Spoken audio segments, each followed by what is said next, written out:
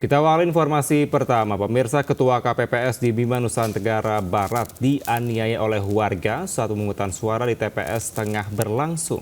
Korban yang mendapat 4 luka serangan senjata tajam dilarikan ke RSUD Bima guna untuk penanganan medis.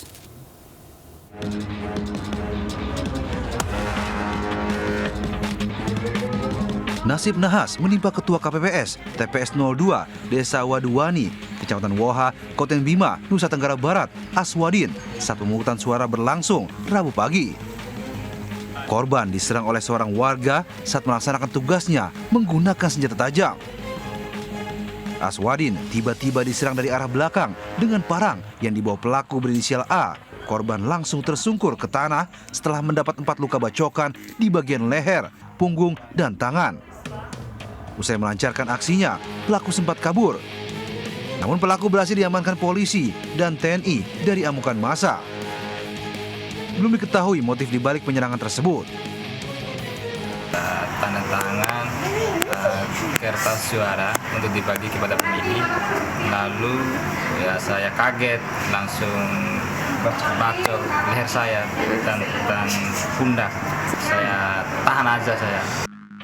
Akibat penyerangan Ketua KPPS itu, pemungutan suara di TPS 02 Desa Waduwani, Bima dihentikan sementara, kemudian berjalan kembali dengan 6 orang anggota KPPS.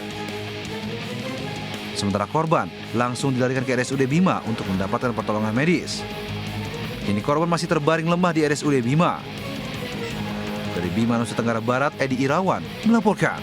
Pemirsa, diduga melakukan pelanggaran dengan serangan fajar menjelang pencoblosan. 2 pria ditangkap warga di Jember, Jawa Timur. Keduanya kemudian diserahkan ke Bawaslu berikut barang bukti 1 karung gula yang diduga akan dibagikan kepada warga.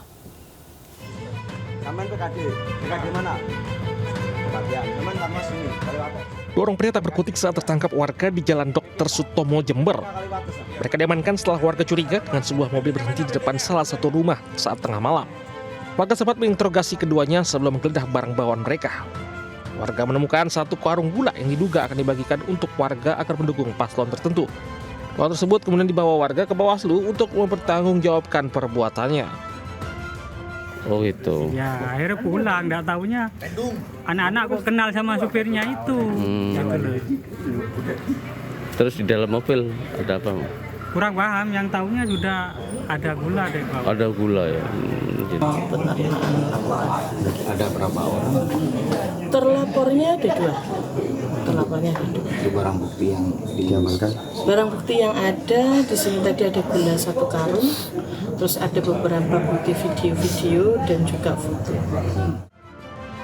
Hingga kini 2 pria itu masih diminta keterangannya di Bawaslu terkait aktivitasnya di tengah malam yang kemudian ditangkap warga saat hari tenang pemilu. Dari Jember, Jawa Timur, Bambang Sugiharto melaporkan. Pemirsa, cekcok di jalan, seorang guru madrasah di Jepara, Jawa Tengah menjadi korban penembakan seorang pengemudi mobil mewah. Tak lama usai menerima laporan korban, Satreskrim Polres Jepara langsung menangkap pelaku.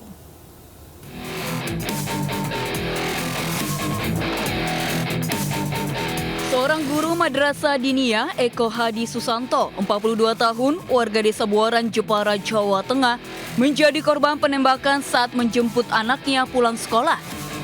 Usai peristiwa itu, korban melaporkan aksi arogan pelaku ke Polsek Mayong. Satreskrim Polres Jepara pun langsung menangkap pelaku saat berada di rumahnya. Insiden penembakan berawal saat korban nyaris tertabrak mobil mewah pelaku. Karena ditegur korban, pelaku justru emosi hingga terjadilah penembakan itu. Tidak hanya menembak korban, pelaku juga melampiaskan amarahnya dengan membakar sepeda motor milik korban saat perbaikan di bengkel. Dari hasil pemeriksaan polisi, pelaku menembak korban dengan senjata pistol jenis airgun tidak berizin yang dibeli secara online sejak 2 tahun lalu. Karena ingin memastikan dan si mobilnya tersangka juga berhenti dan kedua belah pihak sempat terjadi salah paham, kemudian si tersangka merasa tidak terima. Kini pelaku MMR ditetapkan sebagai tersangka dengan dijerat pasal berlapis tentang penggunaan senjata api dan penganiayaan dengan ancaman hukuman 20 tahun penjara. Dari Jepara, Jawa Tengah, Alif Sutarto, iNews melaporkan.